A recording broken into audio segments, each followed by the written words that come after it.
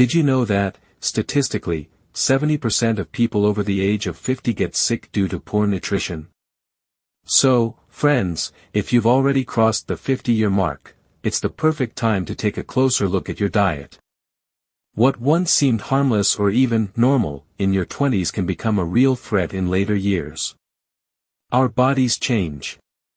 Metabolism slows down, the cell's ability to regenerate decreases, and what once felt effortless now leaves a noticeable impact, in the form of inflammation, high blood pressure, excess weight, or chronic fatigue. And the problem isn't that people are deliberately eating unhealthily. Quite the opposite, most don't even realize that their favorite foods might be doing harm. Habits formed in youth seem perfectly normal: breakfast with a pastry, tea with 3 spoons of sugar, smoked meats for dinner. But it's these little pleasures that build up over time and gradually undermine your health. That's why it's so important to reconsider your nutrition after 50. Not to punish yourself and not to live on salads and water, but to start eating consciously, understanding how each food affects your body.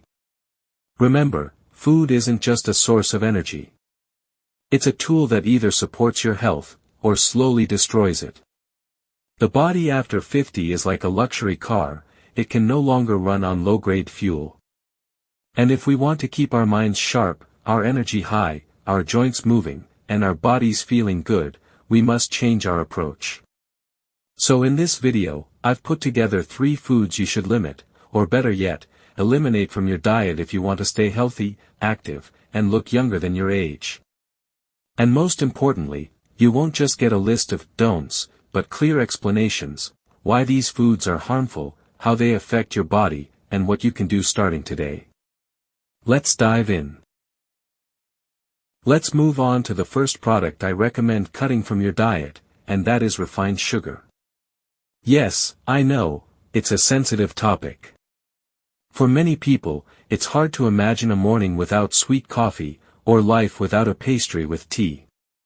But that's exactly why we're talking about it today, not to scare you, but to open your eyes. Let's start with the main question. Why is sugar considered one of the most harmful foods after age 50? And the answer is simple: because it triggers deep, destructive processes in the body. It's not just about weight gain, as many assume. That's just the surface. The real danger is that sugar provokes chronic microinflammation in the tissues. And when this inflammation becomes ongoing, it lays the groundwork for aging and serious diseases, cardiovascular issues, endocrine disorders, even cancer. Every slice of cake, every chocolate bar, it's not just calories.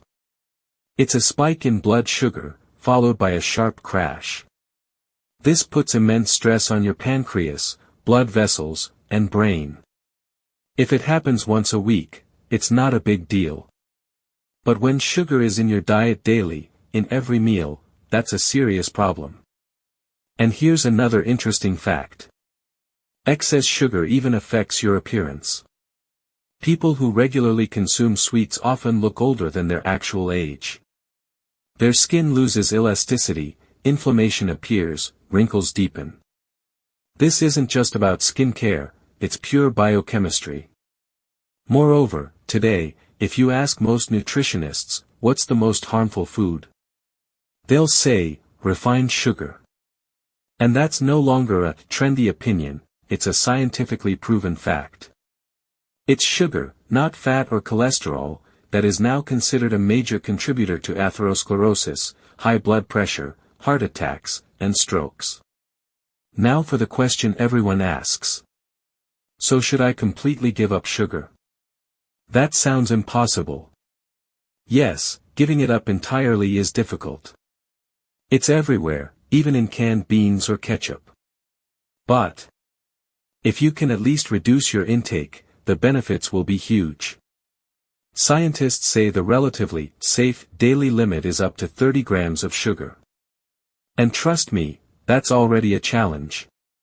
What's important is not just avoiding sugar in tea or coffee, but also learning to read labels. Check the ingredients. In 90% of cases, you'll find sugar, glucose fructose syrup, or maltodextrin. They're all sugar, just under different names.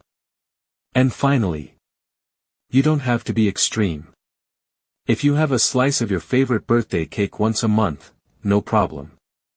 But if sugar is a daily part of your life, that's a lifestyle choice. And that's what needs to be reevaluated. Because the sweet taste shouldn't come with bitter consequences. Let's keep going, there are 2 more important foods ahead. The next product to be cautious with after age 50 is salt. Yes, I know, many will say, but how can you eat without salt? Everything tastes bland and boring. And that's true, you don't need to eliminate salt completely. But if you regularly exceed the recommended amount, your body pays a very high price, often without you even noticing. Here's the thing, salt isn't just a flavor enhancer. It's a biologically active substance that affects your body's water-salt balance, kidney function, blood vessels, and even bone health. When consumed in excess, salt can leach calcium from the bones, disrupt metabolism, cause fluid retention, raise blood pressure, lead to headaches, and even contribute to the development of osteoporosis. Many people are surprised, is salt really that dangerous?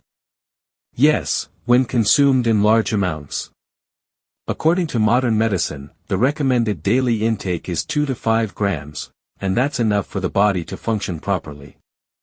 But in reality, most people consume 2 or even 3 times more, casually salting every meal and regularly eating smoked foods, sauces, and processed products. The problem gets worse when you realize that a huge amount of sodium, which is the real culprit, is hidden in ready-made foods, sausages, bread, cheese, pickles, chips, condiments. So when someone thinks, oh, I only added a little salt, they often forget how much sodium they've already consumed before even touching the salt shaker. Here's a simple tip. Remove the salt shaker from the table. Seriously. If food is prepared with a reasonable amount of salt, there's no need to add more. It's one of the easiest ways to avoid going over your sodium limit, and it helps your taste buds become more sensitive again. Because the more you salt, the more your body craves it. It's essentially a salt addiction. Another important point, salt and the heart.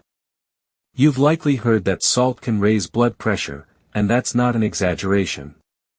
Too much sodium causes water retention in the body, increases pressure on the blood vessels, and as a result, hypertension. And that, in turn, can lead to a stroke or heart attack, something we all want to avoid. Of course, you don't need to avoid salt entirely.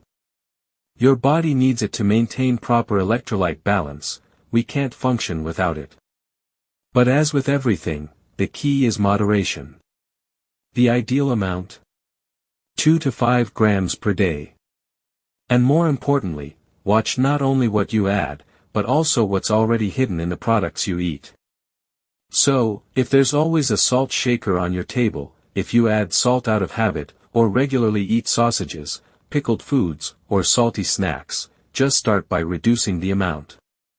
Even a few weeks of moderation can noticeably improve your blood pressure, well-being, heart, and kidney function. And now, let's move on. The next product is another enemy in disguise, one that looks like ordinary food, but can seriously harm your health. And now we've come to the third product that should seriously be reconsidered after the age of 50, and that is refined flour. And by that, I don't just mean bread, but everything we commonly call baked goods, rolls, muffins, pies, pastries, pasta made from white flour. This whole category of food that seems so innocent and homemade can actually be one of the key contributors to chronic health problems. Here's the main thing to understand. Most flour-based products are simple carbohydrates, meaning they break down very quickly into glucose and cause sharp spikes in blood sugar. And as we've already discussed, this leads to insulin swings, inflammation, and overburdens the pancreas. What comes next? That's right, weight gain, diabetes, and cardiovascular disease. It may seem like flour products are just food. But let's look at it differently. White bread, for example, is usually eaten in larger quantities than needed because it's tasty, soft, and convenient. But it has a high glycemic index, almost the same as sugar. So in terms of impact on metabolism, white bread, croissants, and rolls are practically sweets without the frosting. And if we're talking about rich, buttery dough, you're usually getting sugar, fat, and flour all in one blow to your system. Let's not forget confectionery products, which are often a time bomb. Not only do they contain flour, but also trans fats, cheap, industrial, and extremely harmful. They disrupt heart function, damage blood vessels, promote inflammation, accelerate aging, and raise cholesterol levels. And of course, they're generously packed with the refined sugar we've already discussed. So what can you do? If you're ready, the best option is to eliminate refined flour completely. But I understand, that's a big step, and not everyone is ready for it. So here's a more realistic approach: start by cutting back. Replace white bread with whole grain or sourdough options. Choose pasta made from durum wheat and eat it in small portions. Avoid store-bought pastries, buns, cakes, cookies. Make your own baked goods at home using alternative flours, like almond, oat, buckwheat, or coconut. Also, learn about the glycemic index, GI, a measure of how quickly a food raises your blood sugar.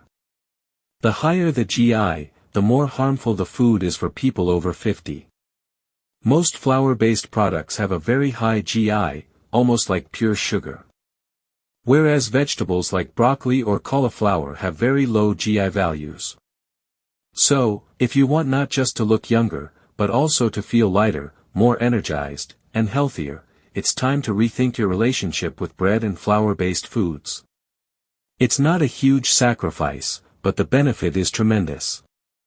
Your heart, blood vessels, pancreas, and brain will thank you. And with that, we've now covered the three major, white enemies: sugar, salt, and flour.